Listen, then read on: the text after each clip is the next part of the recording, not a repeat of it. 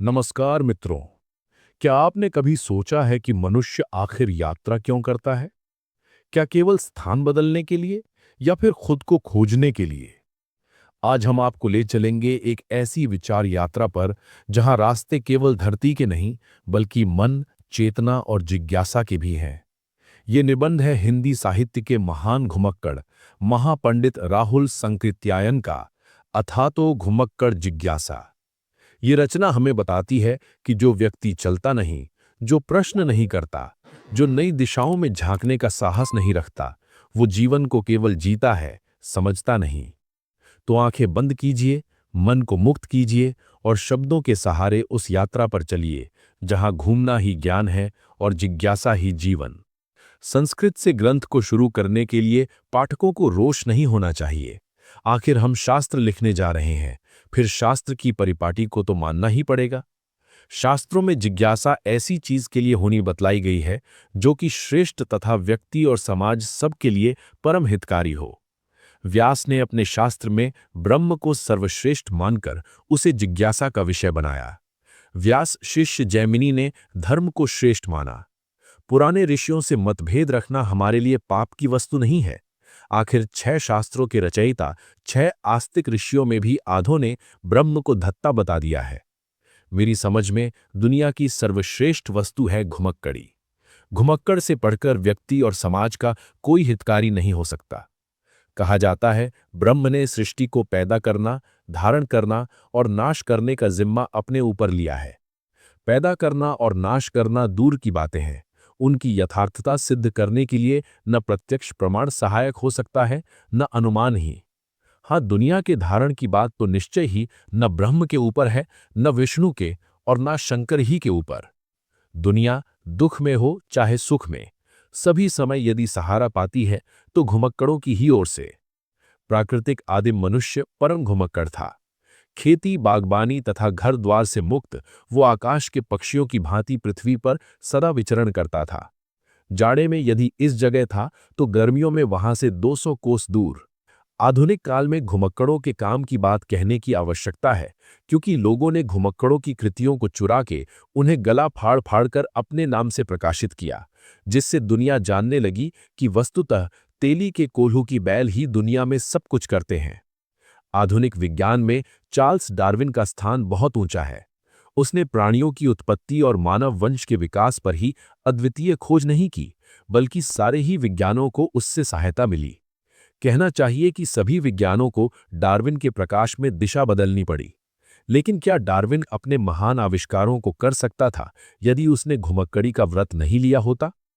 मैं मानता हूं पुस्तकें भी कुछ कुछ घुमक्कड़ी का रस प्रदान करती हैं, लेकिन जिस तरह फोटो देखकर आप हिमालय के देवदार के गहन वनों और श्वेत हिम मुकुटित शिखरों के सौंदर्य, उनके रूप, उनके गंध का अनुभव नहीं कर सकते, उसी तरह यात्रा कथाओं से आपको उस बूंद से भेंट नहीं हो सकती जो कि एक घुमक्कड़ को प्राप्त होती है। अधिक से अधिक यात्रा पाठकों के लिए यही कहा जा सकता है कि दूसरे अंधों की अपेक्षा उन्हें थोड़ा आलोक मिल जाता है और साथ ही ऐसी प्रेरणा भी मिल सकती है जो स्थायी नहीं तो कुछ दिनों के लिए उन्हें घुमक्कड़ बना सकती है। घुमक्कड़ क्यों दुनिया की सर्वश्रेष्ठ विभूति है? इसीलिए कि उसी ने आज की दुनिया को बनाया है। यदि आदिम पुरुष एक जगह नदी या तालाब के किनारे गर्म मुल्क में पड़े रहते तो वो दुनिया को आगे नहीं ले जा सकते थे। आदमी की घुमक्कड़ी ने बहुत बार खून की नदियां बहाई हैं, इसमें संदेह नहीं, और घुमक्कड़ों से हम हरगिज नहीं चाहेंगे कि वो खून के रास्ते को पकड़े। लेकिन अगर घुमक्कड़ों के काफिले न आते जाते तो सुस्त मानव जातियां सो जाती और पशु से ऊपर नहीं उठ पाती। आदिम घुमक्कड़ों में से आर्यों, शकों, हूणों ने क्या क्या किया, अपने खूनी पथों द्वारा मानवता के पथ को किस तरह प्रशस्त किया, इसे इतिहास में हम उतना स्पष्ट वर्णित नहीं पाते, किंतु मंगोल घुमक्कड़ों की करामातों को तो हम अच्छी तरह जानते हैं।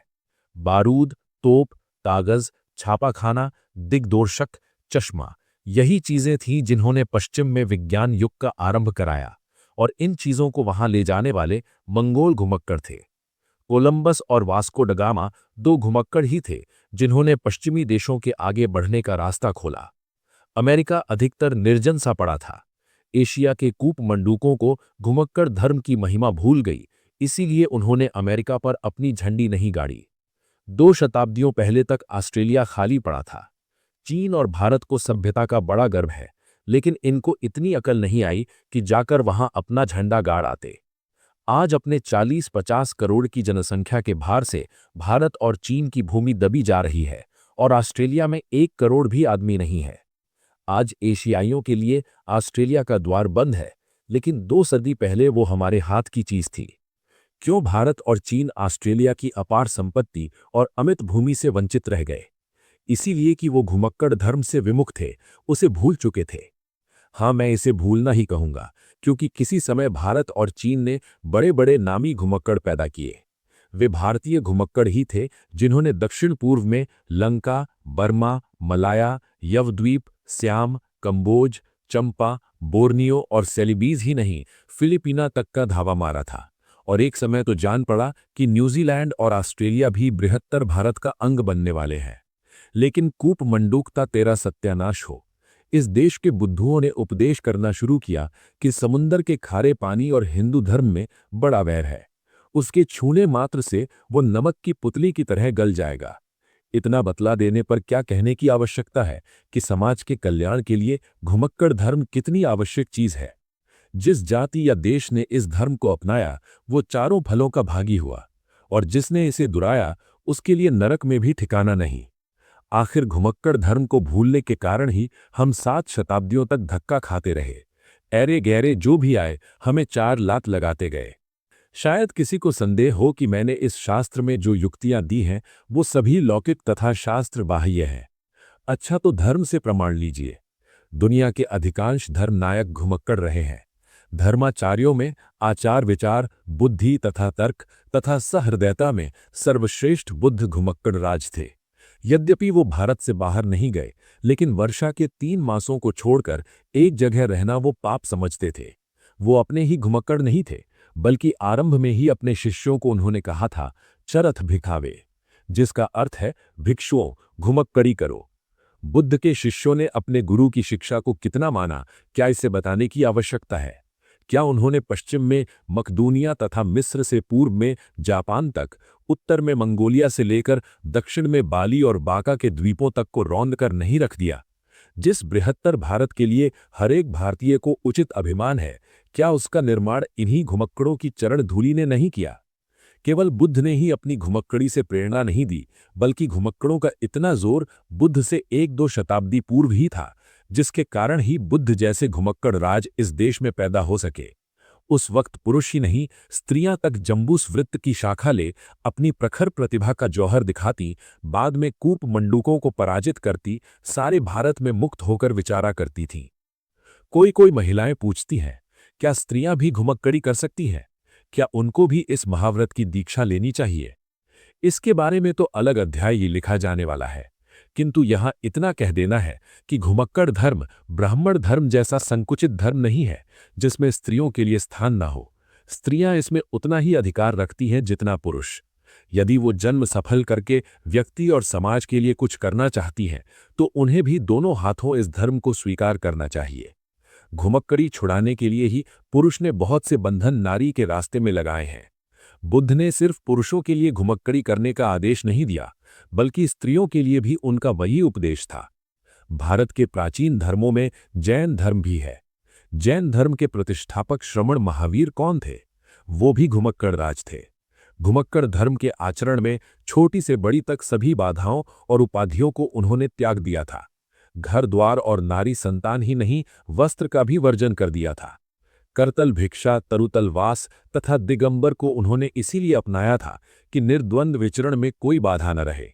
श्वेतांबर बंधु दिगंबर कहने के लिए नाराज न हो। वस्तुतः हमारे वैशालिक महान घुमक्कड़ कुछ बातों में दिगंबरों की कल्पना के अनुसार थे और कुछ बातों में श्वेतांबरों के उल्लेख के अनुसार। लेकिन इनमें तो दोनों संप्रदाय और बाहर के मर्मज्ञ भी सहमत हैं कि भगवान महावीर दूसरी तीसरी नहीं, प्रथम श्रेणी के घुमक्कड़ थे। वे आजीवन घूमते ही रहे। वैशाली में जन्म लेकर विचरण करते ही पावा में उन्होंने अपना शरीर छोड़ा।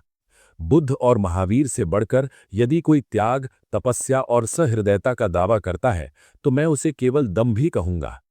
आजकल कुटिया या आश्रम बनाकर तेली के बैल की तरह कोल्हू से बंधे कितने ही लोग अपने को अद्वितीय महात्मा या महात्मा कहलाते हैं या चेलों से कहलवाते हैं। लेकिन मैं तो कहूंगा, घुमक्कड़ी को त्याग कर यदि महापुरुष बना जाता तो फिर ऐसे लोग गली गली में देखे जाते। मैं तो जिज्ञासुओं को खबरदार कर देना चाहता हूं कि वो ऐसे मुलम्मे वाले महात्माओं और महापुरुषों के फेर से बचे रहें। वे स्वयं तेली के बैल तो हैं ही, दूसरों को भी अपने ही जैसा बना रखेंगे। बुद्ध और महावीर जैसे सृष्टिकर्ता ईश्वर से इनकारी महापुरुषों की घुमक्कड़ी की बात से ये नहीं मान लेना होगा कि दूसरे लोग ईश्वर के भरोसे गुफा या कोठरी में बैठकर सारी सिद्धियां पा गए या पा जाते हैं।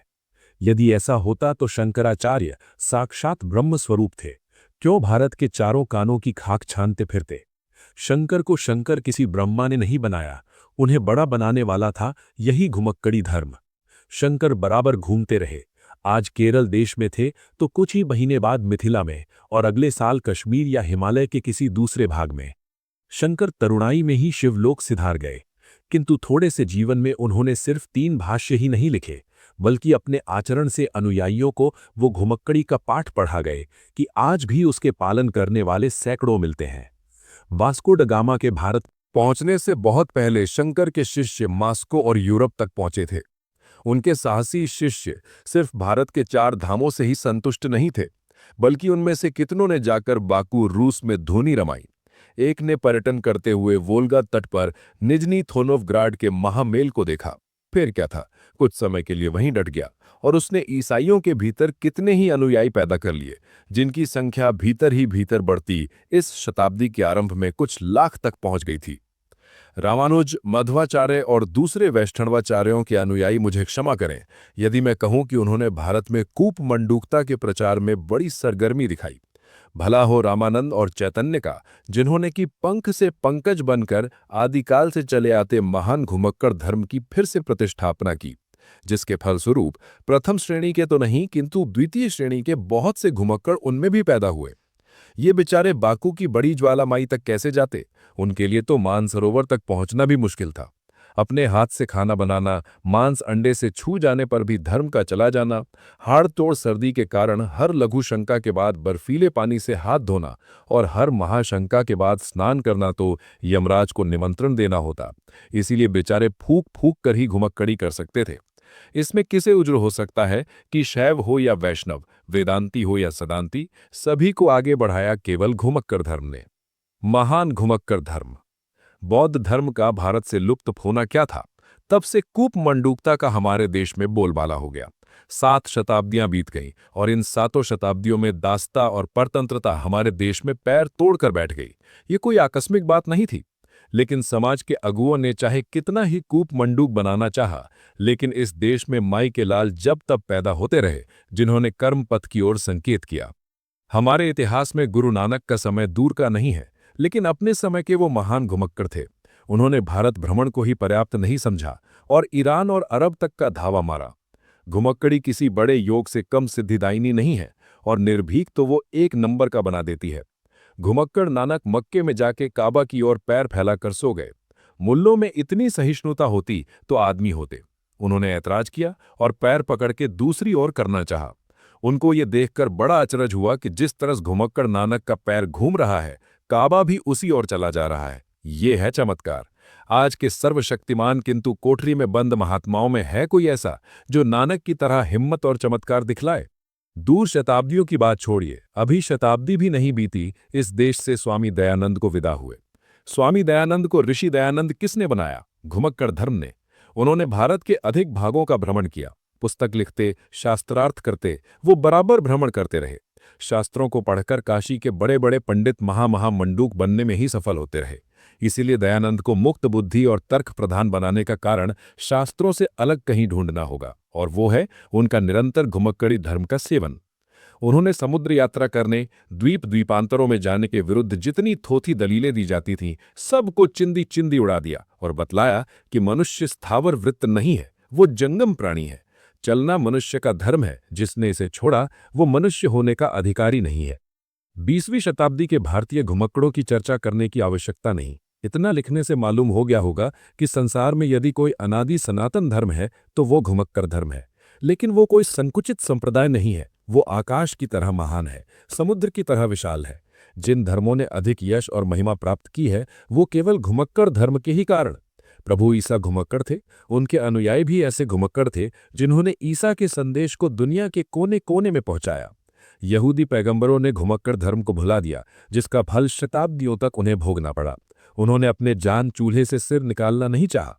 घुमक्कड़ धर्म की ऐसी भारी अवहेलना करने वाले की जैसी गति होनी चाहिए, वैसी गति उनकी हुई।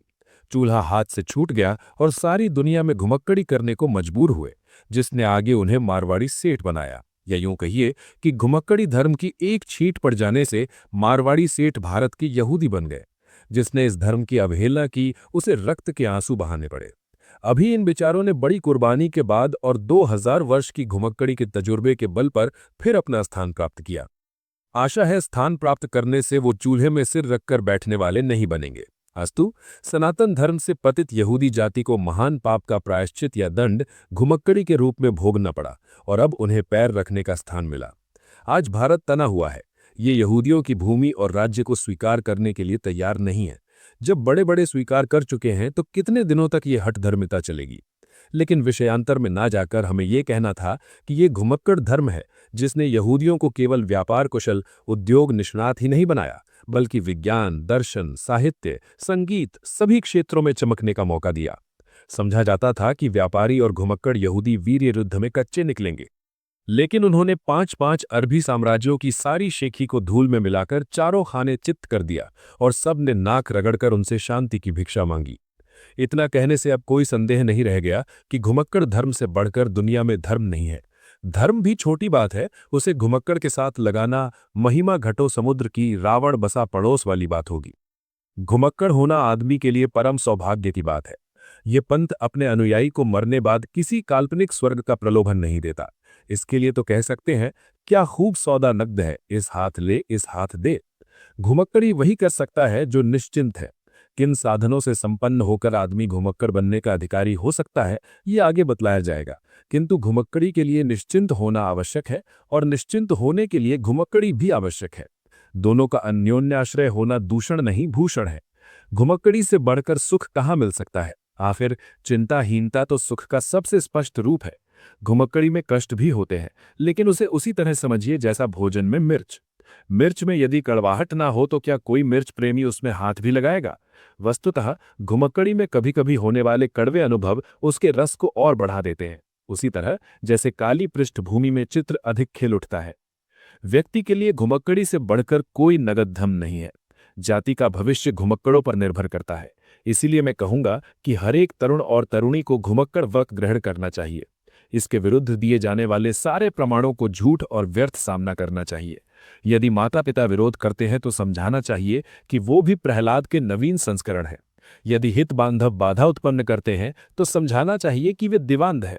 धर्माचार्य कुछ उल्टा सीधा तर्क देते हैं तो समझ लेना चाहिए कि इन्हीं ढोंगों और ढोंगियों ने संसार को कभी सरल और सच्चे पथ पर चलने नहीं दिया।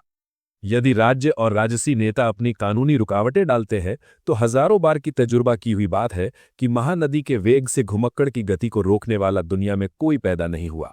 बड़े बड़े कठोर पहरे वाली राज्य सीमाओं को घुमक्कड़ों ने आंख में धूल झोंक कर पार कर लिया। मैंने स्वयं ऐसा एक से अधिक बार किया है। पहली तिब्बत यात्रा में अंग्रेजों, नेपाल राज्य और तिब्बत के सीमा रक्षकों की आंख में धूल झोंक कर जाना पड़ा था। संक्षेप में हम ये कह सकते हैं कि यदि कोई तरुण तरुणी घुमक्कड़ धर्म की दीक्षा लेता है, ये मैं अवश्य कहूंगा कि ये दीक्षा वही ले सकता है जिसमें बहुत भारी मात्रा में हर तरह का साहस है। तो उसे किसी की बात नहीं सुननी चाहिए, न माता के आंसू बहने की परवाह करनी चाहिए, न पिता के भय और उदास होने की, न भूल से ब्याह लाई अपनी पत्नी के रोने धोने की फिक्र करनी चाहिए और न किसी तरुणी को अभागे पति के कलपने की। बस शंकराचार्य के शब्दों में यही समझना चाहिए, निस्त्रय गुण्य पति विचरता को विधि को निषेधा।